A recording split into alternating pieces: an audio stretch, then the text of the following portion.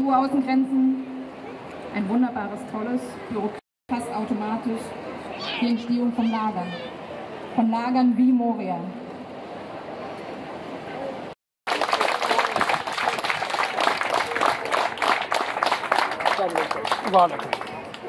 Denn das, was wir hier haben, das ist keine Reform.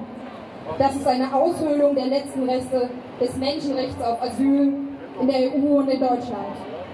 Nein, das ist keine Reform, das ist ein Kniefall vor Rechtsaußen. Und nein, das ist auch keine historische Lösung. Das ist Seehofer-Politik, gemacht von der SPD.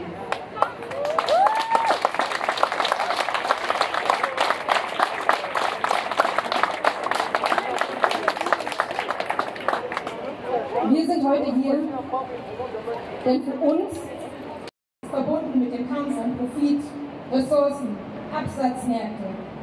All das ist Grundlage unseres Wirtschafts- und Gesellschaftssystems.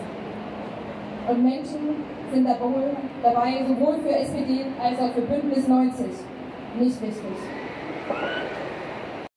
Dafür, liebe Freundinnen, muss der Grundsatz der Nichtzurückweisung an den EU-Außengrenzen gelten. Wir brauchen keinen Flüchtlingsdeal. Wir wollen keine Zusammenarbeit mit Milizen oder Diktatoren. Stattdessen brauchen wir eine europäische Europa ans Land kommen zu lassen.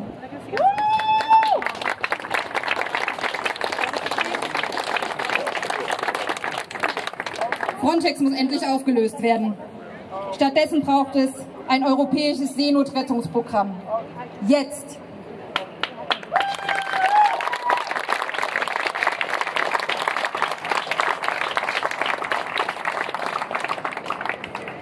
Liebe Freundinnen, no nation, stop deportation, no border, no nation, stop deportation, no border, no nation, stop deportation. Ich danke euch.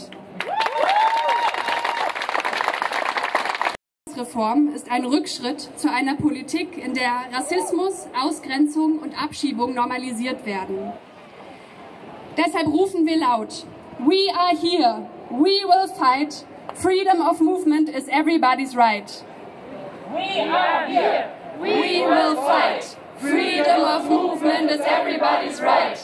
we are here, we will fight. Freedom of movement is everybody's right. Jetzt folgt eine Rede der DGB.